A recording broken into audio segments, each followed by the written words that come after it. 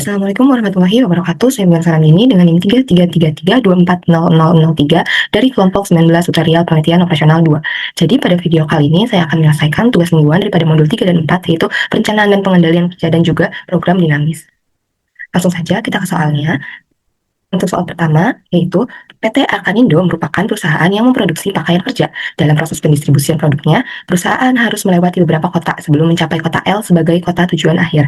Tentukan jalur distribusi yang paling optimal agar biaya transportasi dapat diminimalkan dengan menggunakan metode forward pass.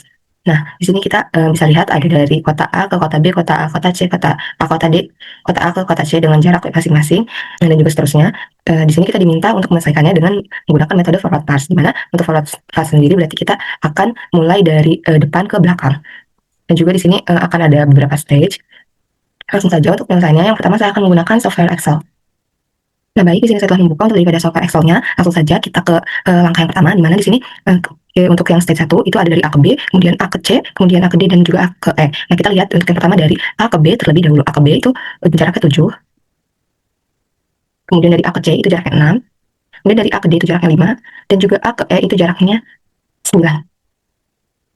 Nah, di sini untuk X1-nya itu kan karena di sini hanya ada satu kota, yaitu kota A, jadi kita masukkan keseluruhan itu kota A. A ini sebagai kota awal.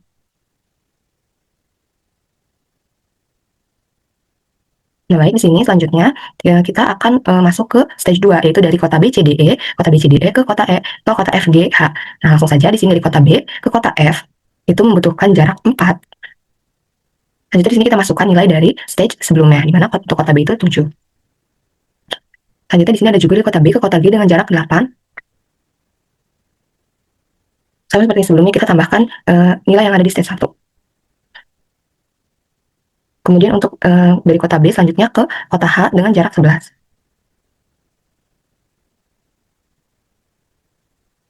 Nah, di sini kita sudah dapatkan nilainya. Untuk yang seterusnya, seperti untuk yang kota C itu akan ke kota F dan juga kota G, kemudian kota D akan ke kota G dan kota H, dan kota E akan ke kota G dan juga ke kota H. Selanjutnya kita bisa masukkan nilainya, kemudian kita tambahkan dengan nilai yang ada di stage 1. Di sini akan saya masukkan terlebih dahulu.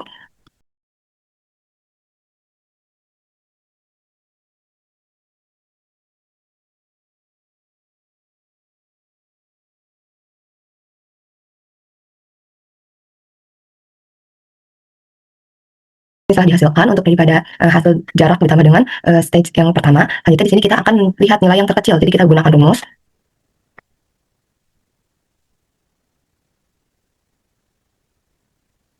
Melihat nilai minimum di mana dari kota B, C, D, E ini ke kota-kota yang di E, F, G, H. Jadi kita cari nilai minimumnya.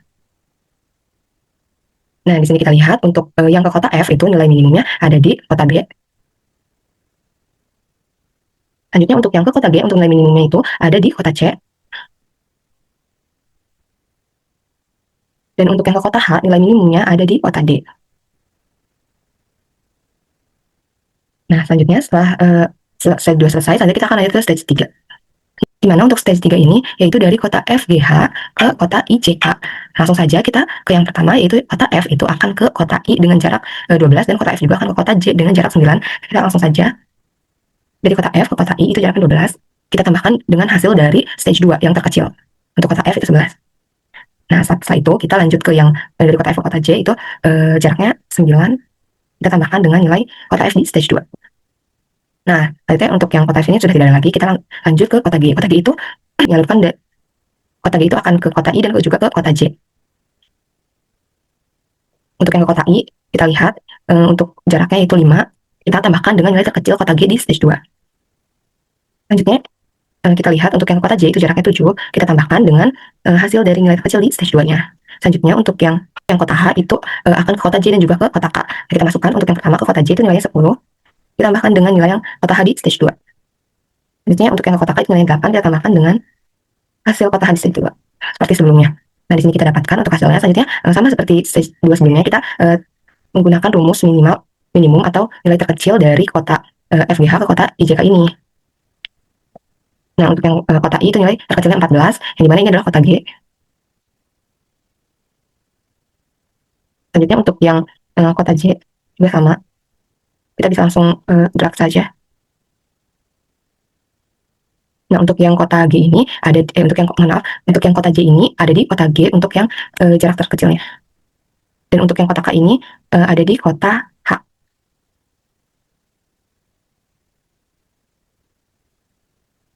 Nah, baik, setelah kita selesai untuk stage 3, selanjutnya kita akan masuk ke stage 4. Nah, di sini kita udah masuk ke stage 4, yaitu stage terakhir. Nah, di sini kita bisa langsung masukkan saja kota itu tujuannya ke kota L. Jadi dari kota I, kota J, dan kota K itu akan selesai di kota L. Nah, jadi kita bisa langsung masukkan saja. Untuk kota I ke kota L itu jaraknya 7, ditambahkan dengan nilai terkecil di stage 3. Kemudian untuk yang dari kota C ke kota L itu jaraknya 8, tambahkan dengan 16 ini. Kemudian untuk yang dari kota K ke kota L itu jaraknya 11, kita tambahkan dengan nilai terkecil kota K. Nah, di sini kita sudah dapatkan untuk nilai terkecilnya, yaitu untuk nilai terkecilnya itu ada di kota I, yaitu jaraknya 21. Kita langsung masukkan kota I. Nah, oke. Untuk di sini kita dapatkan 4 stage. Selanjutnya di sini kita akan menentukan keputusan atau solusi optimalnya. Nah, di mana di sini kita lihat untuk nilai terkecilnya itu kota I. Nah, karena kota I ini melewati kota sebelumnya adalah kota F dan juga kota G, kita lihat yang terkecilnya itu kota G. Selanjutnya kota G ini sebelumnya ada di melewati kota B dan juga kota C, dan juga nilai terkecilnya itu kota C. Dan kota C ini nilai awalnya yaitu 6. Jadi kita bisa lihat untuk dari kota A ke kota L itu akan melewati kota C, kemudian juga ke kota G, kemudian dari kota G itu akan ke kota I, dan setelah itu ke kota L. Jadi kita langsung masukkan saja. Untuk yang pertama itu tentunya kita dimulai dari sumber itu kota A, kemudian ke kota C, setelah itu ke kota G, dan juga ke kota I. Dan di sini kita masukkan untuk nilainya, yaitu dari kota A ke kota C itu jaraknya 6, kemudian dari kota C ke kota G itu jaraknya 3, kemudian dari kota G ke kota I itu jaraknya 5, kemudian dari kota I ke kota L itu jaraknya 7. Kita dapatkan untuk hasilnya yaitu 21, sama seperti hasil nilai terkecil di stage 4. Nah, baik, selanjutnya di sini kita akan lanjut ke soal yang kedua. Nah, jadi untuk soal yang kedua ini, yaitu sebuah universitas sedang melaksanakan proyek pembangunan gedung laboratorium teknik untuk mendukung kegiatan praktikum dan penelitian mahasiswa. Proyek ini terdiri dari beberapa tahapan pekerjaan yang saling bergantung dan harus direncanakan dengan baik agar dapat selesai sesuai jadwal yang telah ditetapkan. Oleh karena itu, digunakan metode Critical Path Method atau CPM untuk menganalisis jalur kritis proyek. Berikut adalah daftar aktivitas proyek. Di sini kita diminta untuk menentukan jalur kritis proyek dengan menggunakan metode CPM. Nah, di sini ada juga aktivitas A, B, C, D, E, F, G, H, kemudian deskripsi pekerjaannya, aktivitas pendahulunya atau predecesornya, dan juga durasi waktu pekerjaannya. Nah, di sini untuk soal yang pertama itu kita diminta untuk menentukan jalur kritis proyek menggunakan metode CPM. Dan juga untuk yang kedua itu kita diminta untuk menghitung total waktu penyelesaian proyeknya. Nah, di mana untuk metode CPM sendiri itu adalah merupakan analisis jaringan kerja yang berupaya mengoptimalkan biaya total proyek melalui pengurangan waktu penyelesaian total proyeknya. Jadi kita untuk yang pertama ini akan menyelesaikannya dengan menggunakan software RStudio. Di sini saya telah membuka untuk daripada software RStudio-nya. Jadi di sini saya juga telah membuat untuk sintaks apa saja yang akan kita gunakan untuk penyelesaiannya. Di sini akan saya masukkan. Nah, oke. Nah, langsung saja. Jadi yang pertama di sini kita akan masukkan dari graph, di mana di sini kita akan melakukan penyelesaian dengan metode menggunakan grafik. Jadi kita langsung running saja. Nah, baik, selanjutnya di sini kita akan mendefinisi aktivitas proyek dengan durasi dan dependensi, di mana tadi kita ketahui kan aktivitasnya itu ada dari aktivitas A, B, C, D, F, G, dan H. Kita lihat dalam soal, itu aktivitasnya ada A, B, C, D, F, G, dan H. Selanjutnya untuk durasinya, untuk aktivitas A itu durasinya 7, aktivitas B itu durasinya 12, aktivitas C itu 10, dan seterusnya. Itu kita dapatkan juga dari soal ini.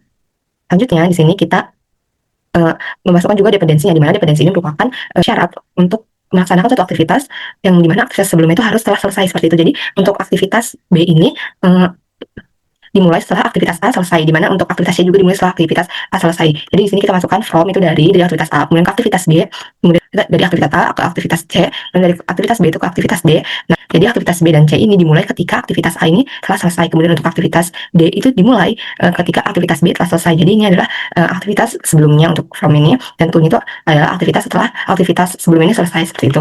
Kita bisa langsung running saja. Nah, saja di sini kita akan membuat grafik dependensi aktivitas. Yang dimana di sini kita masukkan graph from the data frame itu akan masukkan data dari yang telah kita masukkan tadi. Nah, selanjutnya di sini kita akan menentukan jalur kritis berdasarkan jalur terpanjang. Nah, di sini tuh kita masukkan syntax all simple path itu digunakan untuk membuat kemungkinan jalur apa saja yang ada dari aktivitas-aktivitas ini, yang dimana ini tuh dari aktivitas A ke aktivitas H. Selanjutnya di sini akan ditentukan untuk jalur terpanjangnya dari kemungkinan-kemungkinan yang ada, dan juga yang terpilih adalah jalur yang terpanjang. Selanjutnya bisa kita langsung running. Nah, setelah itu kita akan menghitung durasi untuk setiap jalur. Bisa kita langsung running saja.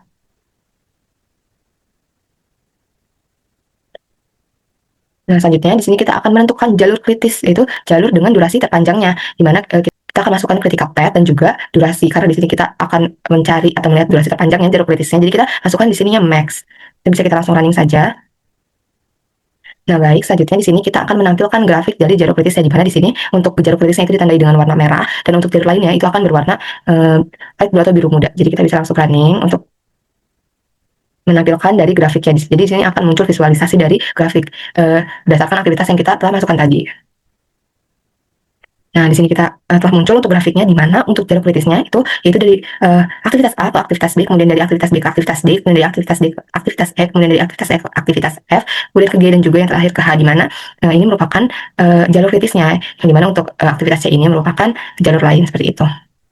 Selanjutnya kita akan menampilkan hasil untuk jalur proyek dan juga untuk total waktunya. Nah, di sini kita dapatkan, dan sama seperti yang ada di grafik, yaitu dari A ke B, ke D, ke E, ke F, ke G, dan ke H, dan untuk waktu penyelesaian proyeknya itu akan membutuhkan waktu 90 hari. Nah, selanjutnya di sini untuk memvalidasi kita akan menggunakan software POMQM. Nah, baik, di sini saya telah membuka untuk daripada software POMQM-nya. Selanjutnya di sini kita untuk yang soal kedua ini kita menggunakan modulnya, yaitu Project and Management. Kita klik yang ini, kemudian karena kita menggunakan metode CPM, jadi kita pilih yang Single Time Estimate. Nah, selanjutnya di sini saya akan masukkan untuk title-nya itu soal 2 underscore name saya. Nah, untuk number of activity-nya itu kita lihat dalam soal itu ada dari aktivitas A sampai dengan aktivitas H. Jadi kita masukkannya 8 untuk number of activities-nya. Nah, selanjutnya jika sudah, kita bisa langsung klik OK. Nah, di sini kita sudah muncul untuk aktivitasnya itu ada sampai dengan H, kemudian di sini kita masukkan terlebih dahulu untuk yang activity time-nya.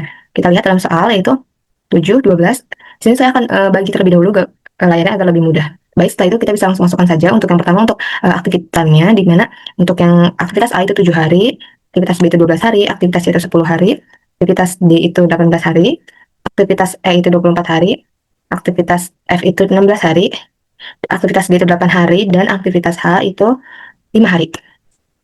Nah, setelah itu di sini kita masukkan untuk yang predecesornya, di mana predecessor ini adalah kegiatan sebelum si aktivitasnya, di mana untuk yang aktivitas A itu kan tidak ada aktivitas sebelumnya, di mana aktivitas A ini merupakan aktivitas pertama, jadi kita tidak usah masukkan apapun. Jadi selanjutnya untuk yang aktivitas kedua kita masukkan itu untuk aktivitas pendahulunya aktivitas A, jadi kita masukkan aktivitas A di sini. Nah, setelah itu untuk aktivitas C itu tuh sama untuk predecesornya, aktivitas sebelum itu aktivitas A. Selanjutnya untuk yang aktivitas D ini aktivitas sebelumnya atau predecesornya itu ada aktivitas B dan juga aktivitas C, jadi kita masukkan keduanya B dan juga C. Selanjutnya untuk aktivitas E itu tuh aktivitas D, aktivitas sebelumnya, kemudian aktivitas F adalah aktivitas E, kemudian aktivitas G adalah aktivitas F, dan aktivitas H adalah aktivitas G. Nah, jika sudah kita masukkan keseluruhannya, sekarang kita bisa langsung solve. Nah, di sini kita dapatkan di mana hasilnya itu untuk total waktu yang dibutuhkan yaitu 90 hari, di mana ini tuh sama seperti yang tadi kita kerjakan di RStudio, yaitu 90 hari. Dan juga untuk jalur kritisnya juga sama seperti yang tadi di RStudio, yaitu jalur kritisnya adalah A ke B, ke D, ke E, ke F, ke G, dan juga ke H. Ini tuh jalur kritisnya ditandai dengan yang warna merah ini. Nah, kita bisa lihat juga di RStudionya. Nah, untuk yang CPM ini, jalur kritisnya A, B, D, E, F, G, dan H, yang mana hasilnya sama. Nah, selanjutnya di sini kita lanjut ke soal yang ketiga. Nah, baik, selanjutnya di sini kita akan masuk ke soal yang ketiga, yaitu sebuah perusahaan energi terbarukan sedang mengembangkan pembangkit listrik tenaga surya skala menengah sebagai bagian dari upaya pemanfaatan energi ramah lingkungan. Proyek ini melibatkan berbagai aktivitas teknis dengan ketidakpastian waktu penyelesaian, sehingga metode Program Evaluation and Review Technique atau PERT digunakan untuk memperkirakan durasi proyek secara keseluruhan. Berikut ini adalah daftar aktivitas proyek beserta 3 estimasi waktu.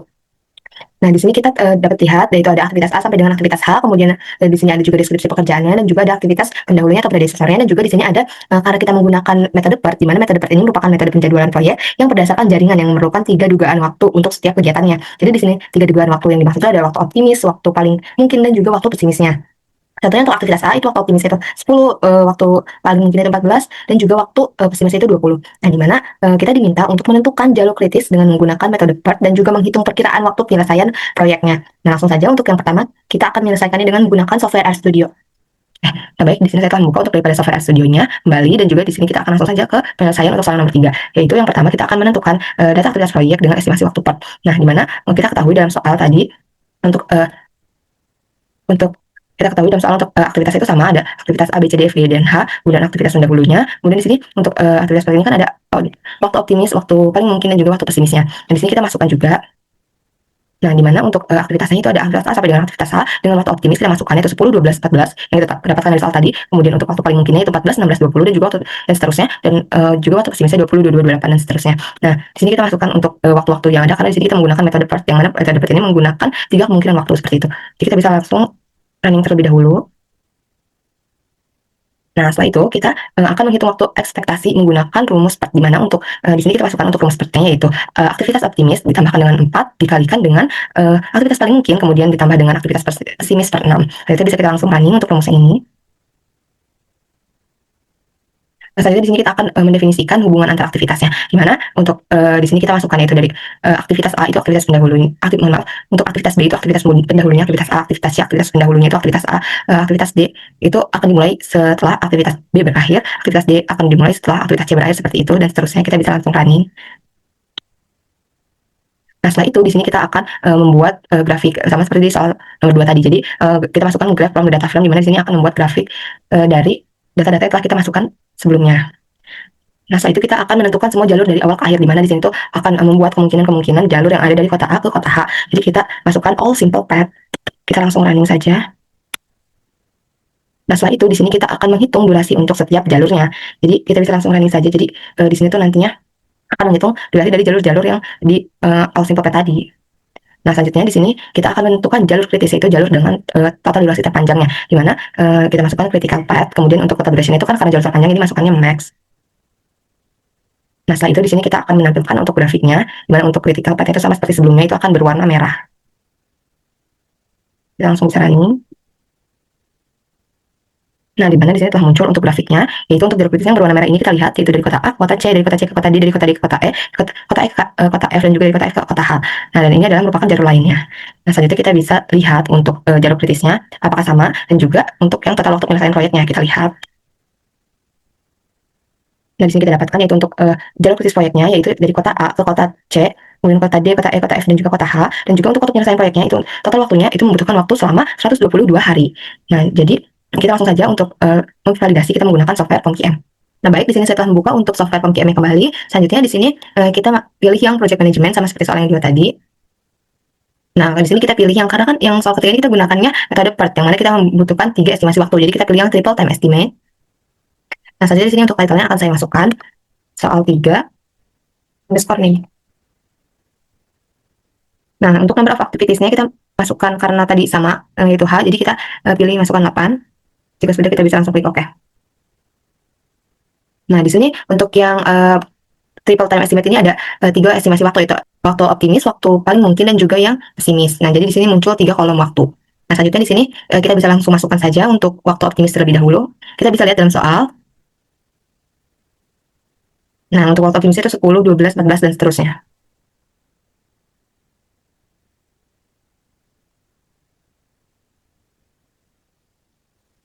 Nah, selanjutnya untuk yang waktu yang paling mungkin, kita masukkan yaitu ada 14, 16, 20, dan seterusnya.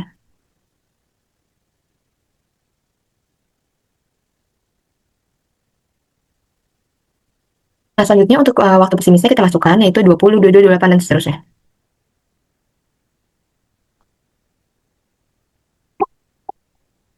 Dan yang aktivitas lainnya. Selanjutnya di sini kita akan masukkan untuk yang predecesornya, di mana predecessor ini aktivitas sebelumnya, sebelum aktivitas A, B, C, dan seterusnya. Jadi untuk yang aktivitas A ini, karena aktivitas A merupakan aktivitas pertama, jadi kita tidak usah masukkan apapun. Selanjutnya di sini untuk yang aktivitas B itu predecesornya atau aktivitas sebelumnya itu, yaitu aktivitas A.